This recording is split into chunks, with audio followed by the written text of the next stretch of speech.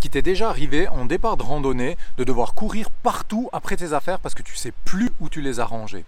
Typiquement, tu sais plus où tu as mis ta gourde, tu sais plus où tu as mis tes chaussures. Et quand tu as enfin mis la main sur tes chaussures, tu t'aperçois qu'elles sont sales, qu'elles n'ont pas été imperméabilisées, que tu retrouves plus ta gourde. Bref, ça te prend des plombes à te préparer. Et si je t'en parle, c'est vraiment parce que c'est une situation que j'ai connue il y a encore moins d'une année quand je rentrais de randonnée. Simplement, j'étais crevé, je posais toutes mes affaires, j'avais qu'une envie, c'est d'aller prendre une douche, d'aller me reposer. Et puis le lendemain, forcément, j'avais mieux à faire que de ranger. Du coup, mes affaires de randonnée restaient là pendant un certain temps. Et la fois suivante, quand je partais en randonnée, toutes les affaires étaient crades, elles puaient. Enfin, j'avais vraiment pas de plaisir finalement à randonner. Bon, alors évidemment, là, j'ai grossi un petit peu le trait, mais peut-être que tu connais ça quand même. Mets-moi un petit pouce si c'est quelque chose qui te parle, si c'est quelque chose que tu connais parfois. Sans aller aussi loin dans les exagérations. Pour ma part, si je rangeais pas tout de suite, il y avait deux sources principales. Alors effectivement, d'une part, il y avait vraiment à la fin de la randonnée la flemme de ranger les affaires, mais bien plus que ça, c'était parce que j'étais pas vraiment clair sur ce qu'il y avait à faire. J'avais pas vraiment de procédure quelque part d'après randonnée pour rétablir mon matériel, qui soit vraiment propre, qui soit vraiment rangé, qui soit vraiment impeccable pour bien préparer la randonnée suivante. Et là, depuis le printemps, j'en ai vraiment eu marre de cette situation et je me suis décidé à vraiment mettre en place une procédure que j'appliquerai systématiquement à la fin des randonnées. Alors la solution que j'ai trouvée, c'est vraiment de rester dans le flux et d'avoir un processus clair en fin de randonnée que tu peux parcourir pour vraiment nettoyer et ranger ton matériel. Et maintenant, pour moi, il fait intégralement partie de la randonnée. Ça veut dire que la randonnée s'arrête à partir du moment où j'ai terminé ce processus. Et c'est exactement ce processus que j'aimerais partager avec toi aujourd'hui. En complément de cette vidéo, si tu souhaites aller plus loin, j'ai également élaboré un programme gratuit qui liste toutes les actions à faire avant de partir en randonnée, le matériel à prendre avec toi en randonnée sur la base d'une checklist pour être sûr de rien oublier, et également ce dont on parle aujourd'hui, c'est-à-dire les actions à faire après randonnée pour vraiment mieux préparer la suivante. Donc tu trouveras ce programme gratuit directement en lien en description. Et te dire encore que cet épisode fait partie d'une série qui s'appelle Le Bonheur en Marche, dans lequel je partage des moments d'inspiration, des moments d'émotion et surtout des études de cas pratiques sur le terrain pour t'aider à te sentir plus en sécurité, plus en confiance et finalement randonner avec plus de bonheur, profiter de la nature pleinement et intégralement. Donc si le sujet t'intéresse, simplement abonne-toi à la chaîne, fais sonner la petite cloche et comme ça on se retrouve mardi prochain pour le prochain épisode. Bon, passons directement maintenant au concret, à la pratique et voyons ensemble comment est-ce qu'on peut mettre en place ce processus. Alors ce processus, c'est d'abord un état d'esprit, c'est-à-dire que quand tu rentres de randonnée, ta randonnée, elle ne sera pas terminée avant que tu aies complètement vidé ton sac, rangé ton matériel, mis à sécher, mis à nettoyer, et fais tout ce qu'il fallait pour vraiment bien rétablir ton matériel qui soit prêt pour la prochaine randonnée. C'est seulement à ce moment-là que ta randonnée est terminée. Ça veut dire que ton processus de nettoyage, de séchage, il fait intégralement partie de la randonnée. Ça, c'est l'état d'esprit à avoir pour vraiment que ce processus fonctionne. Ça veut dire concrètement que tu vas profiter de l'énergie que tu as en général encore un tout petit peu en fin de randonnée pour vraiment poursuivre ce processus jusqu'au bout et éviter de t'asseoir et commencer à te reposer parce que sinon tu vas procrastiner, tu vas remettre au lendemain et finalement, ça ne sera jamais fait. Ensuite, le process que j'applique se découpe en 5 grandes phases. Le point numéro 1, c'est les chaussures. Comme tu le sais certainement, en randonnée, les chaussures, c'est vraiment un élément qui est super important. Donc c'est un élément que personnellement je vais vraiment bichonner, que je vais soigner, que je vais bien entretenir. Donc la première chose que je fais, c'est qu'en fait je me suis préparé une caisse à l'extérieur avec à l'intérieur de quoi sécher les chaussures, de quoi les nettoyer d'abord, de quoi les sécher ensuite. À l'intérieur de cette caisse, ce que j'ai mis, c'est une brosse pour nettoyer les chaussures, un petit bout de bois pour nettoyer vraiment la semelle quand elle est vraiment crade, quand elle est pleine de boue, et également du papier du papier journal à simplement mettre à l'intérieur des chaussures pour les sécher. Donc ce que je vais faire en arrivant, c'est simplement, si elles sont pas trop sales, leur donner un petit coup de brosse simplement comme ça à sec. Si vraiment elles sont sales, je vais leur donner un petit coup de brosse mais en les passant sous l'eau. Ça permet vraiment d'éliminer tout le gros de la boue. Donc ça, je le fais seulement si c'est nécessaire. Idéalement, c'est vrai, le nettoyage à sec, ça suffit. Et ensuite, ce que je vais faire, c'est que je vais mettre du papier journal à l'intérieur, du papier journal simplement en boule, pour pomper l'humidité qui est à l'intérieur. Et ça, je le fais systématiquement parce que soit il y a de l'humidité par la transpiration, soit elles sont complètement mouillées parce que je suis allé marcher dans la neige et puis qu'il y a de la neige qui est rentrée ou de l'eau qui est rentrée et les chaussures sont complètement trempées. Suivant si elles sont complètement trempées ou juste un tout petit peu humides par la transpiration, je vais enlever les semelles du fond ou non. C'est à choix selon justement l'état d'humidité des chaussures. Après, ce qui est important aussi par rapport à ce papier de journal, c'est qu'au bout d'un moment, tu le retires des chaussures parce qu'il aura complètement pompé l'humidité et cette humidité, tu ne veux pas qu'elle reste à l'intérieur des chaussures. Donc, ce que je fais en général, c'est que je mets le papier journal à l'intérieur. Ensuite, je vais mettre un compte à rebours simplement sur mon smartphone. 30 minutes à 1 heure, ça dépend un petit peu combien elles sont humides. Si elles sont très humides, je vais retirer les papiers au bout de 30 minutes. Si c'est moins humide, je peux les laisser 1 heure, voire 2 heures, voire un petit peu plus. Mais je mets vraiment un compte à rebours parce que sinon, si je ne mets pas de compte à rebours, je suis sûr d'oublier le papier à l'intérieur. Et puis du coup, l'humidité reste quand même à l'intérieur de la chaussure, ce qui n'est pas terrible pour la chaussure. Parce que toutes ces mesures d'entretien, ce n'est pas uniquement pour préparer la prochaine rando, mais également pour garder ton matériel dans un meilleur état. Voilà, donc à partir du moment où j'ai mis mon compte à rebours, quand la minuterie sonne, je vais simplement sortir, enlever les papiers qui sont humides, les mettre à sécher et en mettre d'autres qui sont secs à l'intérieur des chaussures. Et ces boules de papier, simplement, je les laisse sécher et je les réutilise plusieurs fois. Après avoir essayé plusieurs méthodes, c'est vraiment celle-là que j'ai gardée. Je trouve qu'elle est pratique, économique, facile à mettre en place. Elle ne requiert pas du matériel particulier. Donc, pour moi, c'est la plus simple et la plus facile à mettre en place. Après, ce que je vais faire également de temps en temps, c'est d'imperméabiliser les chaussures. Ça, je ne le fais pas systématiquement, peut-être chaque mois ou chaque 2 mois. C'est à voir en fonction du nombre de randos que tu fais, etc. Donc là, regarde aussi sur ton imperméabilisant. Il y a des imperméabilisants qui s'appliquent avec les chaussures humides, d'autres imperméabilisants avec les chaussures sèches. Donc ça, c'est bien voir le mode d'emploi de ton imperméabilisant et simplement d'appliquer ce qu'il faut sur la chaussure. Donc le fait de bien nettoyer tes chaussures, d'éviter qu'elles soient pleines de boue, ça va vraiment améliorer l'imperméabilité. Maintenant que tes chaussures sont propres et en train de sécher, on peut passer au point numéro 2.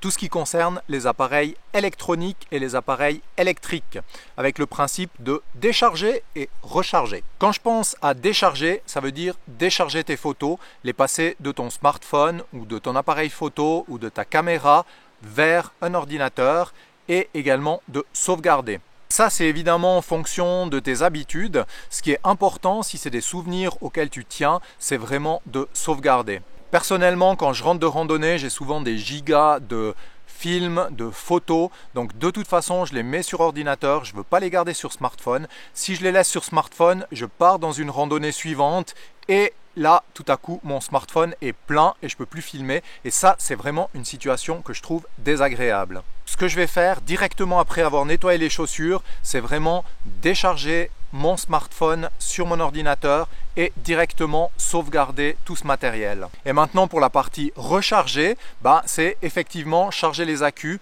donc du smartphone, lampe frontale, accu de réserve, tous les appareils électriques et électroniques. Je le fais en point numéro 2 parce qu'en général le transfert entre le smartphone et l'ordinateur prend un certain temps. Donc je vais simplement brancher, laisser faire et pendant ce temps je vais passer au point numéro 3. Et le point numéro 3 c'est simplement nettoyer, sécher, aérer. Ça veut dire que la première chose que je vais faire, c'est prendre mon sac à dos et vider tout ce qui est à l'intérieur du sac à dos. Je vais nettoyer ou mettre à nettoyer tout le matériel qui est sale. Donc je pense par exemple aux sardines de tente. Je pense à la gourde qui est à rincer, éventuellement à nettoyer. gourde ou camelback. Je pense à tout le linge, par exemple les chaussettes, t-shirts, etc. à éventuellement mettre au sale. Je pense à tout ce qui est popote, le réchaud avec les casseroles, etc. à nettoyer. Le couteau également à nettoyer, éventuellement à aiguiser. Et je pense également au matériel technique, par exemple aux crampons que je vais nettoyer, éventuellement huiler légèrement pour éviter qu'il rouille. Ça peut être le piolet, ça peut être enfin toutes sortes de matériel. Tout ce qui est sale, en fait, simplement tu le nettoies. Voilà, c'est simple. Selon la situation, tu peux soit nettoyer à sec, soit nettoyer à l'eau. Ça, je te laisse juger par toi-même. En nettoyant le matériel, ce que je vais faire également, c'est bien vérifier que tout le matériel soit bien en ordre. Typiquement, les sardines, je vais bien compter que j'ai effectivement le nombre de sardines qui correspond. Et typiquement, les arceaux de tente, par exemple, je vais vérifier qu'ils aient bien pas été forcés, qu'il n'y a aucun souci au niveau du matériel. Je pense aux crampons, par exemple, à tout le matériel technique, de bien vérifier qu'il n'y ait pas de soucis particuliers par rapport à ce matériel. Et ensuite, mettre à sécher tout le matériel humide. Donc là, c'est pareil, la tente, typiquement, je vais la mettre à sécher à l'extérieur. Peut-être également la veste de pluie, les pantalons, enfin tout ce qui a été mouillé si tu as randonné sous la pluie. Je pense également au filtre à eau s'il a été utilisé, de simplement le mettre à sécher. Et je pense aux trousses de toilette également. Par exemple, ta brosse à dents, c'est bien de la mettre à sécher pour éviter qu'elle sente le moisi la fois suivante si tu ne l'as pas fait durant la randonnée.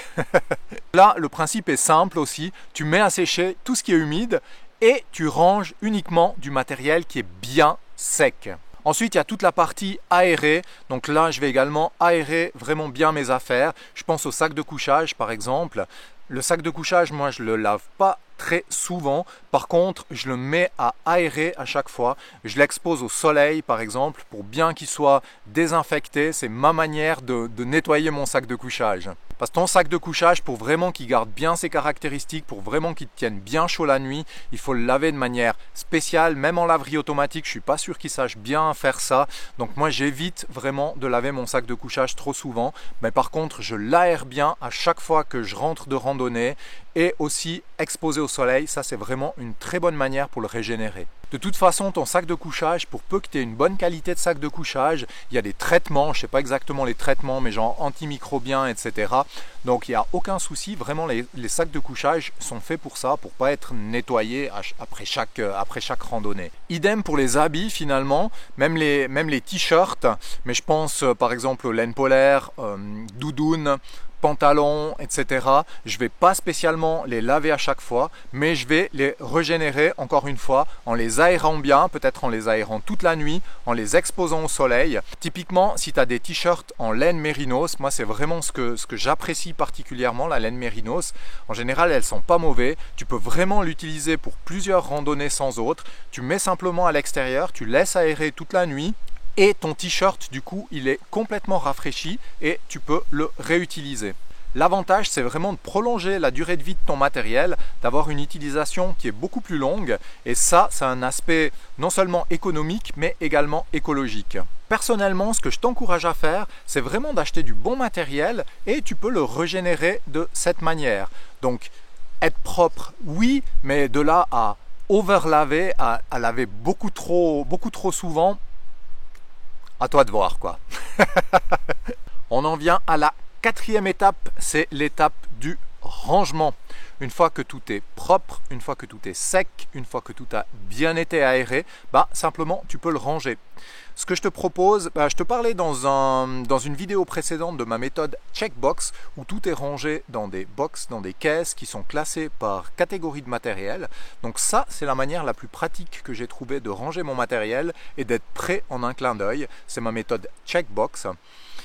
Alors, tu n'es pas obligé de l'utiliser, tu n'es pas obligé d'utiliser des box, tu n'es pas obligé de faire la même chose que moi. Ce que je te conseille cependant, c'est de regrouper tout ton matériel, peut-être dans une armoire ou à un endroit. Comme ça, c'est beaucoup plus facile de le retrouver et d'éviter de courir après, ou de se dire « Ah, où est-ce que j'ai mis ça? Où est-ce que j'ai rangé ça ?» etc. Donc de tout regrouper à un endroit particulier.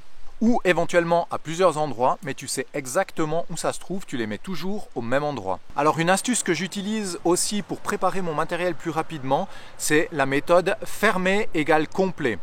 Alors je t'explique en 2 mots, tu vas comprendre tout de suite de quoi il s'agit.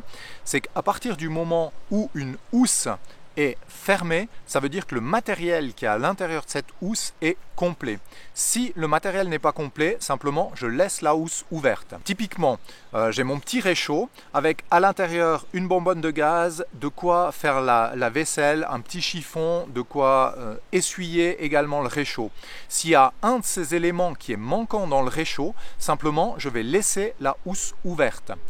Ça veut dire qu'à partir du moment où la housse est complètement fermée, à l'intérieur, il y a exactement tout ce qu'il faut. Je n'ai pas besoin de vérifier. Je peux prendre le matériel tel quel et le poser dans mon sac. Je sais qu'il est complet. Par contre, si la housse est restée ouverte, je sais que je dois checker, passer tout en revue pour voir effectivement qu'il y ait bien tout à l'intérieur. Et éventuellement, aller chercher un chiffon qui est peut-être trop sale, etc. et rajouter dans le réchaud pour qu'il soit complet. Donc ça, c'est ma petite méthode fermé égale complet pour préparer le matériel plus rapidement sans avoir besoin de tout checker. Et là, à partir du moment où tu sais exactement où mettre tes affaires, où tu as vraiment un rangement qui a été organisé, tu verras que c'est beaucoup plus facile à ranger. Moi, en tout cas, j'ai beaucoup plus de plaisir maintenant à ranger les choses quand je sais exactement où elles vont, plutôt qu'avant où j'étais pas très clair sur ces points-là et je déplaçais les trucs d'un endroit, je le posais là, je sais pas trop où mettre, je le mets là et puis après je le redéplace à un autre endroit et tu es sûr que le jour où tu pars en randonnée, simplement tu vas pas trouver ce matériel parce que tu sais plus où tu l'auras rangé. Voilà, une fois que le gros de ton matériel en point 4 a été rangé, on peut passer au point numéro 5 qui est de prendre du repos, d'aller prendre une douche, d'aller te reposer. Et pour le rangement du matériel, c'est un point qui peut revenir après le point 5 certaines fois, parce que des fois tu as laissé des choses en suspens, typiquement ton sac de couchage qui est aéré toute la nuit, ta tente qui va peut-être sécher toute la nuit ou pendant quelques heures. Donc le rangement, il peut se faire également après le point 5, ça peut arriver. Pour ce point 5, je n'ai pas besoin de te donner d'explication. À partir de la fin du point 4, tu peux considérer que ta randonnée elle est terminée et aller prendre une douche, aller prendre du repos et bien récupérer pour la randonnée suivante. Maintenant que j'ai partagé avec toi mon process de randonnée, je serais très intéressé de savoir qu'est-ce que toi tu pratiques en fin de randonnée. Comment est-ce que tu t'organises? Est-ce que tu as un process comme celui-là ou est-ce que tu fais un petit peu les choses comme tu penses sans vraiment avoir d'organisation particulière? Je serais très intéressé que tu me dises tout ça en commentaire ou peut-être que tu amènes des compléments à ce que j'ai présenté ici, ce que j'ai partagé ici. Ce serait très intéressant également pour enrichir toute notre communauté. Depuis que j'ai mis en pratique cette petite habitude de fin de randonnée, je vois vraiment des super résultats. Et le premier résultat, c'est vraiment que je peux préparer mon matériel de manière plus rapide. Ça veut dire que je pars plus facilement en randonnée. Même pour des petites randonnées, je suis vite prêt, j'ai vite prêt mon matériel, je sais exactement quoi prendre, je risque pas d'oublier quoi que ce soit. Donc ça, c'est vraiment quelque chose de génial. C'est quelque chose que je partage également dans la vidéo sur ma méthode Checkbox que tu peux retrouver juste ici en haut. Alors personnellement, je sais que si je veux partir souvent en randonnée, ce qu'il faut, c'est que je diminue les obstacles pour partir en randonnée. Typiquement les je sais pas où aller, je sais pas quel itinéraire choisir, ouais mais la météo elle est pas terrible, ouais mais mes affaires c'est compliqué à les préparer, etc. C'est vraiment de diminuer ces obstacles. Et donc de pouvoir préparer mes affaires rapidement, c'est vraiment un plus pour partir beaucoup plus souvent en randonnée. D'ailleurs, si tu veux partir plus souvent en randonnée, je parle de toute cette partie obstacles dans un programme qui s'appelle 30 jours de bonheur quotidien que tu retrouveras également en description. Sur l'idée, c'est vraiment d'aller marcher tous les jours pendant 30 jours. Donc si tu es d'accord de participer à ce petit défi, simplement tu peux t'inscrire, je te mets le lien juste en dessous en description. Alors l'avantage génial également qu'il y a dans la mise en pratique de cette habitude, c'est d'avoir plus de plaisir en randonnée. Parce que tu as des chaussures qui sont propres, qui sont imperméabilisées, donc tu gardes tes pieds au sec. Tu es plus en sécurité quand tu as du matériel qui a été vérifié, qui a été nettoyé, qui est en bon état. Et tu as également plus de plaisir, typiquement au bivouac, de sortir une gamelle qui est propre, de rentrer dans une tente qui sent bon plutôt que le moisi, de te mettre dans ton sac de couchage, d'avoir beaucoup plus de plaisir dans tout ce que tu utilises en randonnée finalement. Et bien sûr, tu vas avoir un matériel qui va durer plus longtemps parce qu'il va rester en bon état. Je pense notamment aux chaussures. Tu vois, le simple fait de mettre du papier à l'intérieur, même quand tu as un petit peu d'humidité due à la transpiration, cette humidité, elle va être pompée par le papier et tes chaussures, elles vont rester en état beaucoup plus longtemps. Donc, tu peux vraiment améliorer la longévité de ton matériel avec cette petite méthode à utiliser en fin de randonnée. Donc, ce qui veut dire des économies et de l'écologie, comme je te l'ai déjà dit. Et le petit conseil que je peux te donner par rapport à ça, en tout cas c'est ce que j'ai tendance à pratiquer, c'est vraiment d'acheter du bon matériel et de bien l'entretenir. C'est pour ça que j'avais vraiment très envie de mettre en place cette routine pour mieux entretenir mon matériel et qui dure simplement plus longtemps. Et j'avais vraiment à cœur de partager cette routine avec toi pour que tu puisses faire exactement la même chose avec ton matériel. Alors si tu veux aller plus loin dans la préparation de la randonnée, je t'ai préparé un programme gratuit que tu retrouveras juste en dessous en lien. Donc il y a vraiment toutes les étapes à faire avant randonnée pour bien préparer, tout le matériel à emporter, y compris une checklist que tu peux vraiment passer en revue point par point pour être sûr d'avoir avec toi tout le matériel qu'il te faut et également la petite routine d'après randonnée qu'on a vue dans cette vidéo. Donc inscris-toi, je te mets le lien juste en dessous. Et également te rappeler que cet épisode fait partie d'une série qui s'appelle Le Bonheur en marche, où je partage des moments d'inspiration, des moments d'émotion et surtout des études de cas pratiques de terrain comme on a vu aujourd'hui, pour simplement que tu te sentes plus en sécurité, plus en confiance et finalement que tu puisses profiter du bonheur d'être en nature, en montagne, en randonnée, en bivouac. Donc si le sujet t'intéresse, simplement abonne-toi à la chaîne, fais sonner la petite cloche et nous on se retrouve mardi prochain pour le prochain épisode du Bonheur en marche. Allez, je te souhaite une excellente journée, je te dis à tout bientôt sur les sentiers ou sur les sommets. Bye bye.